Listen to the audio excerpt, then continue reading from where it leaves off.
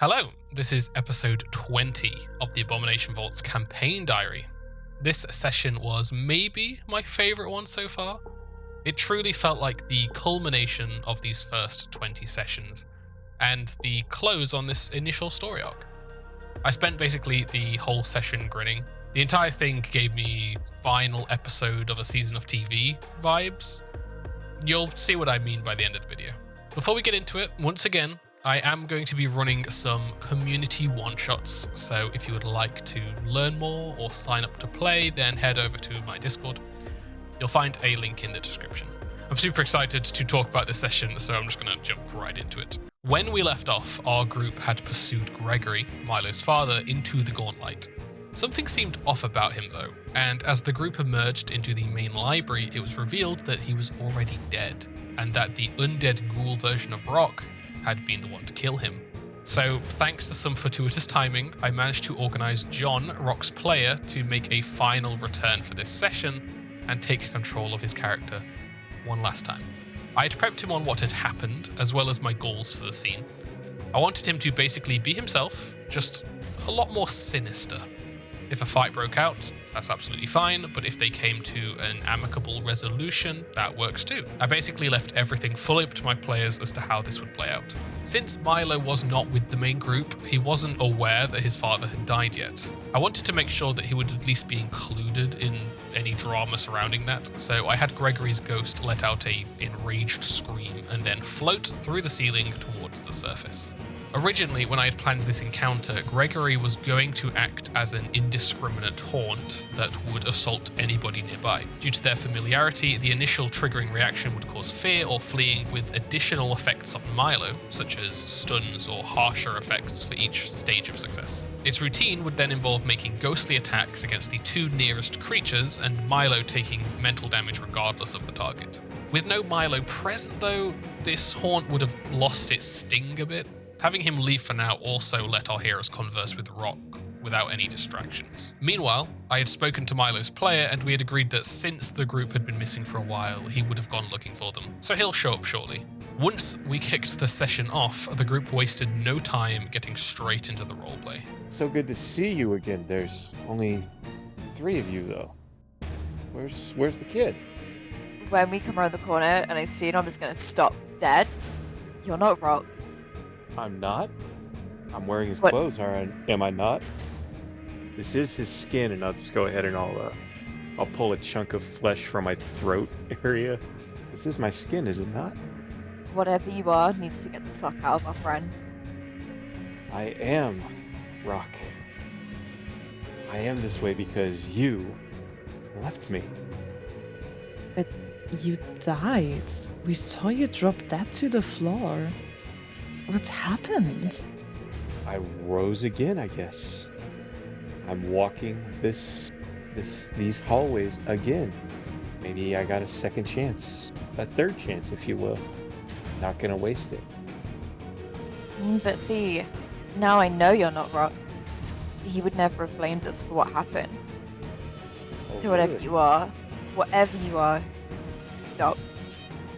And I want to get into Stop. my fighting stance. While much of this encounter had been planned under the assumption that there would be a fight, it happened a lot faster than I was expecting. I certainly wasn't expecting May to be the one to kick it off. But as Milo jogged down the stairs to the library level, we rolled initiative. In a lovely bit of cinematic chance, Rock rolled the highest initiative and was first to act. You would strike me down after you've already left me for dead? I would strike down whatever thing is controlling my friend's corpse, yes. Even if it is his own will? His own willpower? There's no way he would choose this, not at all. Maybe you didn't know him as well as you thought you did. I'd increased Rock's level to 4 to give him a minor advantage over our heroes, although due to their builds, this meant he was barely matching May's impressive hit points. Rock didn't go on the offensive though, instead he backed up and taunted the group. But if you want me, come and get me. Sesto and Tiny jumped into action. Tiny rushed the supporting ghouls, while Sesto used animal shape to become a wolf as well. If there's any irony in having such a wolf-themed character after his father was attacked by a werewolf, he certainly didn't see it. The ghouls repositioned Tiny into a space where he was flanked and then began to attack. Despite being the one to initiate the fight, May makes some very interesting choices during this encounter. You'll notice she doesn't attack Rock at all. I was unsure if this was intentional at the time, but it seems like it was. I'm a sucker for role-playing even during combat, so I really liked the way she played this. For now, she tried to help Tiny out and shoved the ghoul flanking him. Technically, the ghoul was still flanking him, but it's a start. Then we got to Milo. He rushed into the room and, by pure coincidence, ended that movement in a space that perfectly blocked his view of Gregory. The ghouls continued their assault while Ornifex took notice of Milo's arrival. Milo, why are you here? You guys were taking a long time. Well, I will look over to Rock's zombie form. Well, I guess we ran into some unforeseen trouble. Yeah, I see that. Well, I guess there's no time to be hesitant now. She began blasting the ghouls with holy magic. When Rock next acted, he also took notice of Milo and decided to twist the knife. Well, it's so good to see you again, kid. Yeah, I'd say likewise if that wasn't a lie. You didn't miss me? I do, but you're not supposed to be walking around. What am I supposed to be then? You're supposed to be dead. Yeah, but the dead don't have unfinished business now, do they? I was gonna finish it for you, you know? I had to finish yours. Mine? How could you finish mine if I had to finish yours? Well, it hasn't been that long. I haven't had time to do a lot of business. Now, what business are you talking about? I'm going to move past Tiny, reach down and drag Gregory's corpse out just a little bit so he could see, right? You see the corpse of your father. What did you do? I freed you. You know? I thought originally if I just kept you away, things would be fine, but then I woke back up.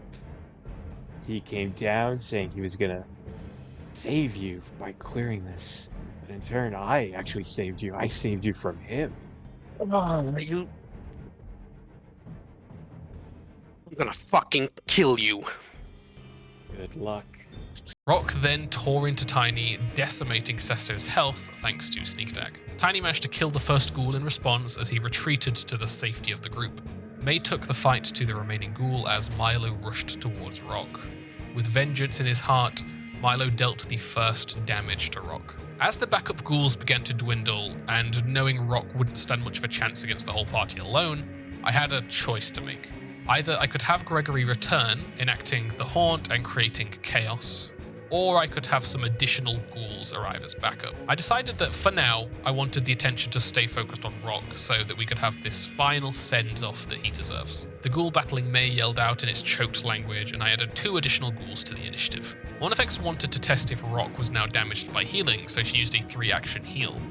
This did damage him while also healing the rest of the group a bit.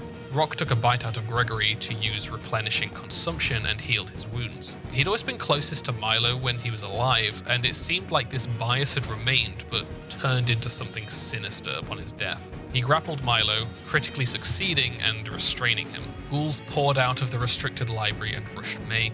She was very soon surrounded as they began slashing and biting her. Sesto saw the trouble that May was in and tried to help. Tiny tried to reposition Rock away, breaking the grapple on Milo, however he was unsuccessful. Sesto in his wolven form joined May in the skirmish with the ghouls, and the 2 fought back, holding off the small horde. Milo, who was restrained in Rock's arms, could only try to escape. Fortunately, he was successful and tore free before swinging back at Rock for more damage. Ornifex knew that Milo would need help if he was to overpower the undead Rock, so she cast Bless and moved closer. Rock re-grappled Milo and tore a chunk of flesh from his throat. The ghouls swarming May tripped and tore into her. They didn't deal a whole lot of damage, but she was getting overwhelmed by numbers. Sesto, Tiny, and May fought back, killing another one of the ghouls. Milo broke free from Rock's arms again and drank a potion to keep himself stable. Ornifex clambered up onto a book cart, shining her Bless across the entire fight and sustaining it for additional range. Rock grew annoyed at the supportive abilities of Ornifex and moved to stop her. He bit and clawed at her, trying to bring down the cleric that had helped him so often in the past. He also ordered the other ghouls to help, so they abandoned the fight with May and rushed Ornifex. They clawed at her while another held May back. Sesto, in his wolf form, turned his attention to Rock. He and Tiny flanked Rock and managed to deal significant damage to him. Milo rushed back to Rock and triggered a personal antithesis, snapping a set of lockpicks over his blade. He slashed at Rock and the ghoul's health became dangerously low. It was obvious by now that Rock wouldn't be getting much longer to live in his undead existence. Ornifex cast another 3-action heal, destroying one of the ghouls and burning Rock badly with vitality energy. Rock, seeing how bad the situation was, lashed out wildly. He clawed at Sesto, Milo, and Ornifex, however it wasn't enough to save him, and in the following moments, Sesto clamped his jaws around Rock, fatally damaging him. As Rock returned to death once more, I gave him the chance to say a few final words. Not as a ghoul, but as he had been in life. Rock, you feel your second life begin to slip away, and you have a moment of clarity. Is there any final words that you would like to say to your companions before you go this time for good? Do what I couldn't. Be better. Save them. After this emotional battle, we said some final goodbyes to Rock's player and took a 5-minute break to let people process the situation. We've had character deaths in previous campaigns, but since Rock's player would also no longer be joining us, this one felt especially meaningful. Once everybody was ready, we picked things back up as Milo went to check on his father's corpse. It was undeniably dead. He was in shock and stood staring at it for a long time. While I had initially planned for Gregory's haunt to be a big part of this encounter, the time just didn't feel right, so I'm going to hold on to it until people seem ready for it. I might throw in some signs that he's about, though, in future sessions. Eventually, Ornifex apprehensively spoke to Milo. Are you okay, Milo? Not really. Can imagine. Maybe it would be best if we would, get the important things and leave this place for now. I don't think it is safe to, sort ourselves out down here. Yeah, we don't want to leave their bodies for the ghouls. We know what they do with them. Yes. The group agreed, and they began to prepare to move the bodies of Rock and Gregory out of the Gauntlight. They took the trip back to Atari and decided to cover the bodies as they hauled them to the Dawnflower Library for embalming. Vandy was surprised to see them back so soon, but quickly understood the situation. Hello, guys. What are you up to today? Back already? Yeah, we we got 2 bodies that need caring for. Oh, I'm so sorry. I'll get the girls on it. Just bring them in. They took the bodies back into the staff section of the Dawnflower Library, and the clerics began to prepare the bodies. Make sure you sanctify them properly. They have been in contact with ghouls. They started with Rock, cleansing the corpse of any lingering necromantic energies and preparing it for burial. As the clerics worked, our heroes quietly spoke off to the side. We're gonna get them for this. I don't think I can take much more loss like this. It's been so much so quick. I've never lost anyone, and as much as I didn't like your father, he was still your father, and I'm sure there were qualities I never saw about him. A loss is a loss, Yeah, but we can't stop now. I'm not thinking we should. Has anyone here lost someone before? Does it ever get better? I don't know. Well, Ask me in a year. And effects, what do you think with your experiences? I'm not really one for the spiritual side of it, but could it help? I mean, I haven't lost someone before myself. Not in a, absolute way before. But, with time comes hope. I personally think it's better to celebrate the person you love than to just be here and mourn the losses. But don't get me wrong, it would be way too early for this now. Right, that's what people always say. They always say, remember them for who they were, but I'm not ready to remember what we've lost, Well, they will live on through us.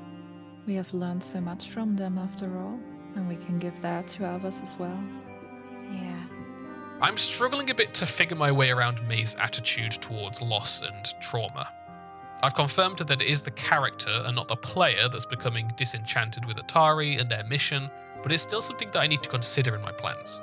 When the dice can be so unruly and a deadly combat can come out of nowhere, there's not a whole lot of precautions that I can take to put the brakes on death for a while. The next time they face Nakazarin, it will be up to them and the steps that they take to succeed. If they face her again in the exact same way, then there could absolutely be another death. They know she's deadly, they know which spell she can cast, they know she has access to the death trait.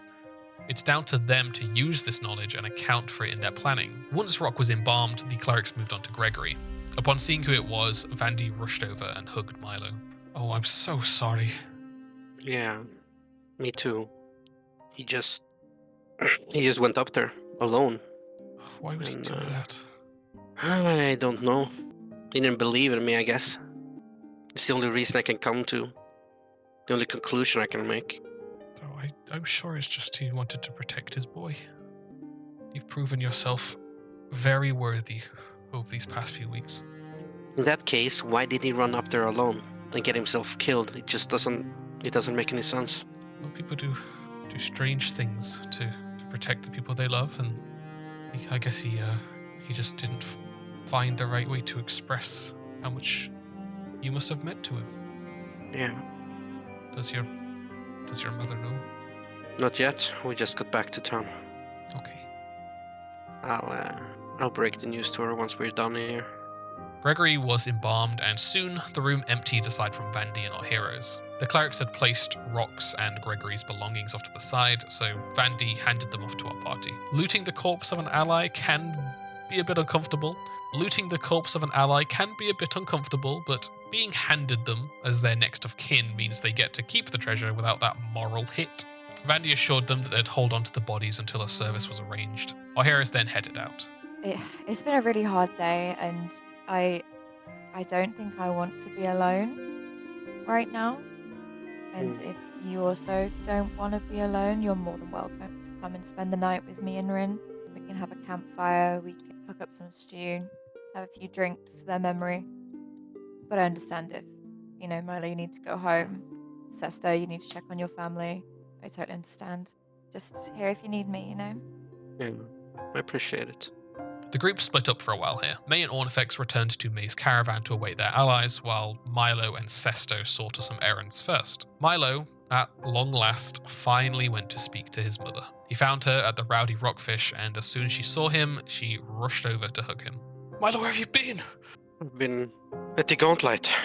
Hi, Mom. Did that man pass my message on to you? Yeah, he did. Oh, good. Are you coming home now? Yeah, not permanently. I'm still gonna go up there. I'm not finished. Especially not now. Okay, that's fine. Just please come home. I will. But Mom, there's something I have to tell you. Okay. Dad, he, we didn't get to him in time. He's gone. You see the colour drain from her face, and her legs go weak as she drops to the ground on her knees. What do you mean? I catch her. I would try my best to catch her. Yeah, you catch her. He's gone? Yeah, he went out to burn on his own, I don't know why, but he did, and you can't go there alone. It's too dangerous. But he did anyway, like you said, and they killed him. Who? Who did? The monsters. The things we've been fighting. The things we're trying to stop from spreading out of that pit. Milo's mother broke down into tears as Milo held her. Brelda let Milo and his mother move into a private room, and once she had composed herself, his mother finally gave him the approval that he had been wanting. You're going to kill them, right? Yeah, absolutely. She nods, defiantly. Good. I'll help you however you need. I just need somewhere safe to come home to at the end of the day. I can do that.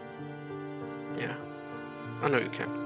After having such a roadblock in the form of Gregory, I felt it was important to the growth of Milo to remove any reason that might be keeping him from adventuring. His mother would of course be worried about him, but I felt having that worry be a plot point had run its course.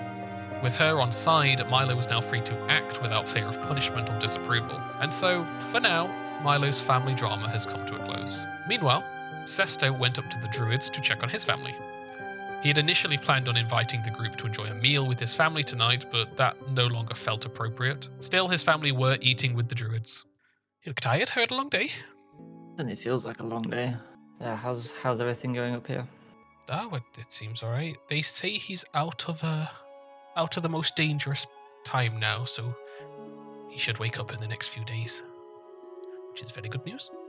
He sat with her for a while, but he didn't mention what had happened due to her gossipy tendencies. Eventually, he headed down to May's caravan, and the group were together again. So, tea or something stronger? Stronger. Read my mind. I'm gonna go up on like my tiptoes and reach the top cabinet, just pull out a bottle of whatever's up there.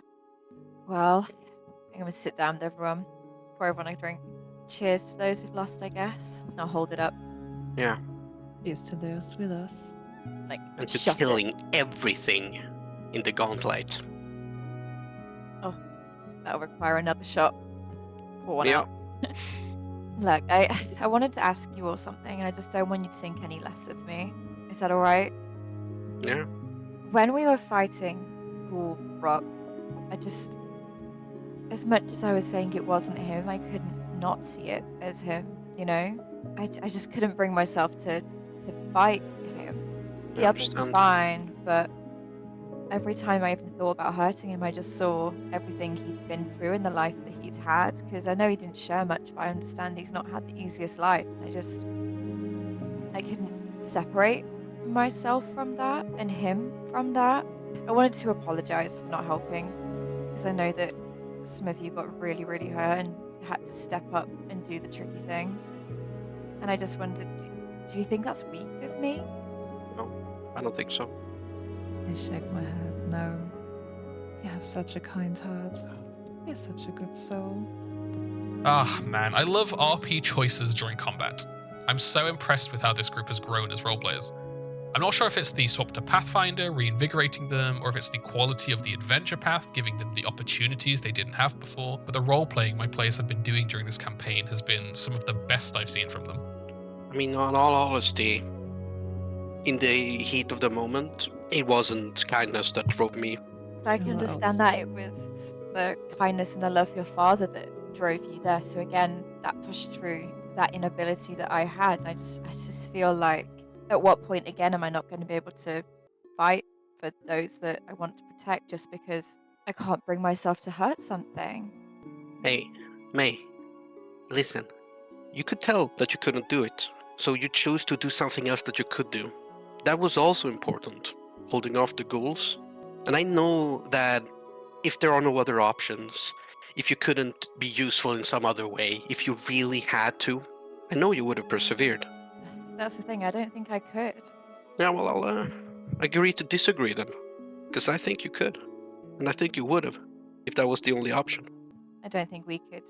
Well, I could have got through all of this without all of you being there. So cheers to you Yeah. as well, I guess.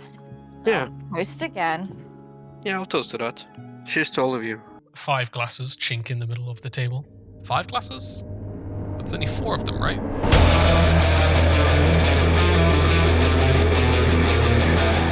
As you suddenly realize there was 5 hands pulled back, you see a red-skinned individual sat at the table with a blissful smile, just sipping on the alcohol. Oh, What the shit?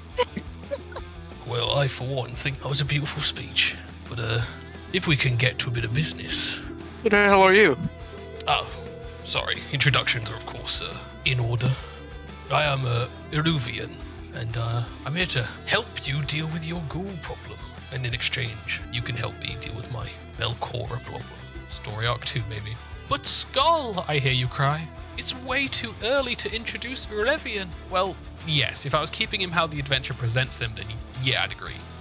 However, I've decided to make some pretty substantial changes to Urevian. Instead of a Disney villain, think more Crowley from Supernatural. He's going to be around for a long time, popping in whenever he sees fit to potentially help, potentially hinder, but always to be a bit of a dick. The reason I've made this change is because although Belcora is the main antagonist, she's trapped in the lower levels of the Gauntlight. It's a long, long time before the players ever meet her directly to form an antagonistic relationship. Sure, she's the one to blame for almost everything bad going on, but for most of the adventure, she's little more than a name, and that's hard to push as a memorable villain. Urevian is in a position where he can actively mess with our heroes whenever he wants, and he's so far beyond them right now that if they were to attack him, it's entirely believable that he would just laugh at them and not bother to retaliate. As for right now, he's been keeping an eye on our heroes and has seen how scared of the ghouls they are.